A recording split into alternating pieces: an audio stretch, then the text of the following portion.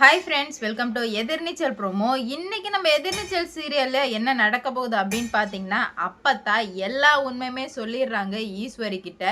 சொன்ன உடனே ஈஸ்வரிக்கு இப்பதான் தான் வாழ்க்கையில என்னென்ன நடந்திருக்கு, என்னென்ன அநியாயங்கள் நடந்திருக்கு அப்படின்னு சொல்லிட்டு எல்லாமே தெரிய வர, வீட்ல எல்லார் முன்னாடியுமே என்ன பண்றாங்கன்னா, கால்ல கிடக்கிற செருப்ப கழட்டி குணசேகரனை அடி அடின்னு அடிக்கிறாங்க. இதனால என்ன நடக்க போகுது அப்படின்னு சொல்லிட்டு தாங்க இந்த வீடியோல பார்க்க போறோம். இப்போ என்ன நடந்துட்டு இருக்கு அப்படின்னு பார்த்தீங்கன்னா, குணசேகரன் ரொம்பவே சந்தோஷமா இருந்துட்டு இருந்தாரு. ஏன்னா ஈஸ்வரி மூலியமா தான் தனக்கு அழிவு இருக்குன்னு சொல்லிட்டு நம்பிட்டு இருந்தாரு. கடைசியில ஈஸ்வரி 3 வருஷமா எல்லாத்தையும் மறந்துட்டா அப்படின்னு சொன்னதுமே சந்தோஷமா இருந்துட்டு இருந்தாரு. ஆனா இப்ப அப்பத்தா குணசேகரனுக்கு பயங்கரமான ஆப்பு அடிச்சுட்டு போயிட்டாங்க. என்னன்னா, ஜனனி அப்பத்தா கிட்ட எல்லா உண்மையும் சொல்லிடலாம். அப்பத்தா ஈஸ்வரி அக்காவுக்கு எதுவுமே தெரியாதுன்னு போய் சொல்லலான்ற போகும்போதே, அதுக்கு முன்னாடியே வார்த்தைய விட்டுட்டாங்க அப்பத்தா. எப்படி ஈஸ்வரி உன்னை கொலை பண்ணவன் நினைச்சவன் கூட நீ எப்படி இவ்வளோ சந்தோஷமா இருக்கணும்னு நீ நினைக்கிற? அப்படின்ற மாதிரி கேட்க, என்னையா என்ன அப்பத்தா சொல்றீங்க? என்ன யாரு கொலை பண்ண பார்த்தது அப்படின்ற மாதிரி கேட்க, என்ன இப்படி சொல்லிட்டு இருக்க? ஏன் உனக்கு எதுவும் தெரியாதா அப்படின்ற மாதிரி கேட்க, தெரியாது அப்பதான் எனக்கு 3 வருஷமா லைஃப்ல என்ன நடந்துச்சுன்னு தெரியல அப்படின்ற மாதிரி சொல்லும்போது, கரெக்டாக ஜனனி வர்றாங்க. ஜனனி கண்ணை காமிச்சதை நம்ம ஈஸ்வரி பார்த்துடுறாங்க. அப்பதான் அப்பத்தா கிட்ட நம்ம ஜனனி சொல்கிறது இந்த மாதிரி, அப்பத்தா எதுவும் தெரியாது, நீங்கள் எதுவும் சொல்லாதீங்க அப்படின்ற மாதிரி சொன்னதை கண்ணை காமிக்கவுமே, நீ இரு ஜனனி, நீங்கள் சொல்லுங்கள் அப்பத்தா என்ன நடந்துச்சு, எனக்கு எதுவுமே தெரியல, தெளிவாக சொல்லுங்க அப்படின்ற மாதிரி சொல்லும்போது அப்போ தான் சொல்கிறாங்க, சொல்கிற உண்மையெல்லாம் சொல்கிறதுக்காக தான் கடவுள் என்னை அனுப்பிச்சிருக்காரோ என்னவோ அப்படின்னு சொல்லிட்டு சொல்கிறாங்க. இந்த மாதிரி நீ உன்னை எப்படி தெரியுமா கோமா ஸ்டேஜுக்கு போன? ஓம் புருஷன் உன்னை கொலை பண்ண பார்த்ததுனால தான் நீ கோமா ஸ்டேஜுக்கு போன. அது மட்டும் இல்லாமல் என்னென்ன அநியாயம் தெரியுமா? ஜனனியை கொலை பண்ண நினச்சது என்ன, அவங்கள கொலை பண்ண நினச்சது என்ன, ஏதோ இந்த பார்கவியோட அப்பாவை கொலை பண்ணாங்க அது தெரியுமா அப்படின்னு கேட்கவுமே, இது எல்லாத்தையும் கேட்டு ஈஸ்வரிக்கு மயக்கம் போட்டு விழுவாங்க அப்படின்ற மாதிரி நினச்சாங்க. ஆனால் ஈஸ்வரிக்கு ஒரு தைரியம் வந்தது பாருங்க. அட பாவி, இவ்வளோ பண்ணிட்டு தான் என்கிட்ட இவ்வளோ நடிச்சு ஏமாத்தினியாடா அப்படின்னு சொல்லிட்டு அப்பத்தா சொன்ன வேகத்துக்கு குணசேகரன் கிட்ட போயிட்டு அடிச்சாங்க பாருங்க ஒரு அடி. அவ்வளோதான், குணசேகரனுக்கு காதே கேட்காம போயிடுச்சு. அந்த அளவுக்கு ஒரு அடி கொடுத்து மாஸ் காமிச்சிட்டாங்க. இப்படிலாம் அடி வாங்குவாங்க அப்படின்ற மாதிரி எதிர்பார்க்கவே இல்லை. நம்ம குணசேகரன் அடி வாங்கின வேகத்துக்கு எவ்வளோ திமிரு இருந்தா இந்த மாதிரி நீ பண்ணியிருப்ப, ஏன்டா பண்ணிட்டு எவ்வளோ நடிச்சிட்டு இருக்க என்கிட்ட அப்படின்ற மாதிரி சொல்கிறாங்க. அப்போ தான் சொல்கிறாங்க, உன்னை என்ன பண்ணணும் ஏது பண்ணணும்னு சொல்லிட்டு எனக்கு நல்லா தெரியும், உன்னை எப்படி அழிக்கிறேன்னு மட்டும் பாரு அப்படின்ற மாதிரி சொல்லவுமே, சுத்தமாக இவங்களுக்கு ஒன்றுமே புரியல. ஏதோ தப்பு நடக்குதுன்னு மட்டும் நல்லாவே தெரிஞ்சிருக்கு. ஏன்டா என்னை இந்த மாதிரி பண்ணிட்டு கொஞ்சம் கூட ஈவு இறக்கமே இல்லாமல் எப்படி உங்களால் இந்த மாதிரிலாம் நடந்துக்க முடியுது அப்படின்ற மாதிரி கேட்கவுமே, சுத்தமாக பதிலே பேச முடியாமல் தவிச்சு போய் நின்றுட்டுருக்கான் குணசேகரன்.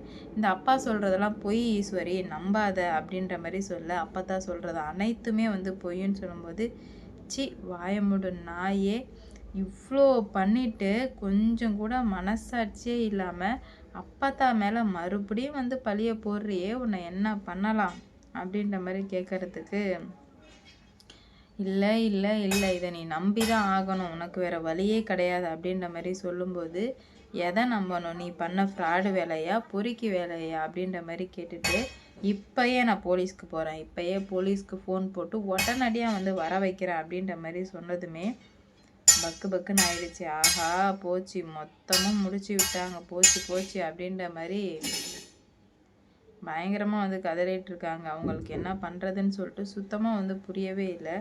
அப்படி இருந்துட்டு இருந்த சமயத்தில் தான் இதுக்கு மேலே உன்னை விட்டு வைக்கவே கூடாதுன்னு சொல்லிட்டு கரெக்டாக கொற்றவை மேம்க்கு ஃபோன் பண்ணுறாங்க. அந்த ஃபோனில் இருக்குது கொற்றவை மேம்னு. ஃபோன் பண்ணி வர வச்சிடுறாங்க. வர வச்சதுமே அவனுக்கு பயத்தில் சுத்தமாக என்ன பண்ணுறதுன்னு சொல்லிட்டு பிளாங்காக ஆயிடுறான்.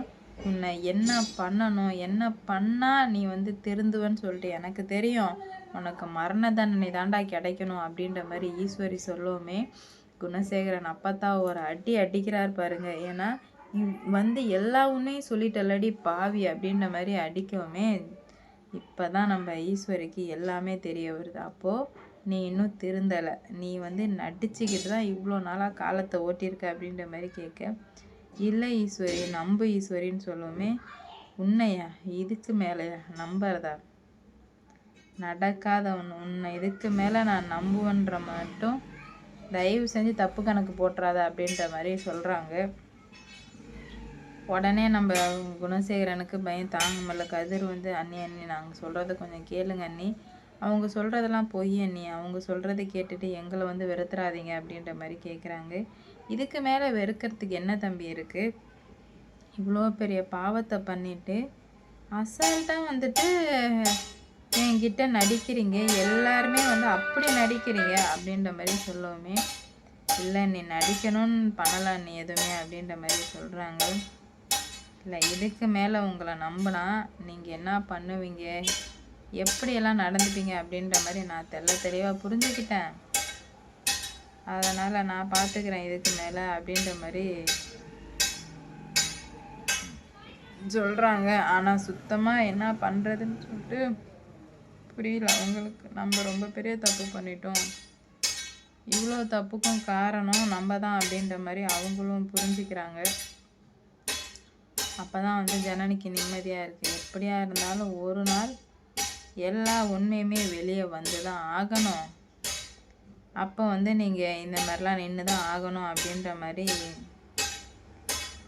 சொல்லவுமே சுத்தமாக குழம்பி போய் நிற்கிறாங்க. என்னடா இது இப்படி நடந்துருச்சு, கஷ்டப்பட்டு எல்லாத்தையும் சிறுக சேமித்து வச்சோமே போச்சே அப்படின்ற மாதிரி நினச்சிட்டு இருக்காங்க. என்ன நடக்க போகுது ஏது நடக்க போகுது அப்படின்னு சொல்லிட்டு வெயிட் பண்ணி பார்க்கலாம். ஈஸ்வரிக்கு எல்லாமே ஞாபகம் வந்தது, யாருக்கெல்லாம் பிடிச்சிருந்ததோ அவங்கெல்லாம் வந்து கமெண்டில் சொல்லிட்டு போங்க. ஏன்னா இவ்வளோ நாள் வரைக்கும் இருந்து எல்லாமே வந்து பண்ணிவிட்டு இப்போ வந்துட்டு இப்படி ஏமாத்துவார்னு எதிர்பார்க்கல அப்படின்ற மாதிரி சொல்லி ரொம்ப வருத்தப்பட்டுட்டு இருக்காங்க. என்ன நடக்க போகுது ஏது நடக்க போகுது அப்படின்னு சொல்லிட்டு வெயிட் பண்ணி பார்க்கலாம். கண்டிப்பாக பிரச்சனைகள் பெருசாக தான் ஆக போகுது. என்ன மாதிரி ஆக போகுது அப்படின்னு சொல்லிட்டு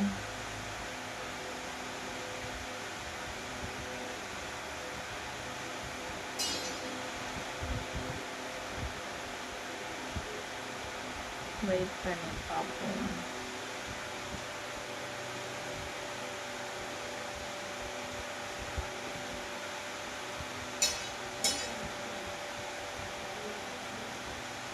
ரைட்.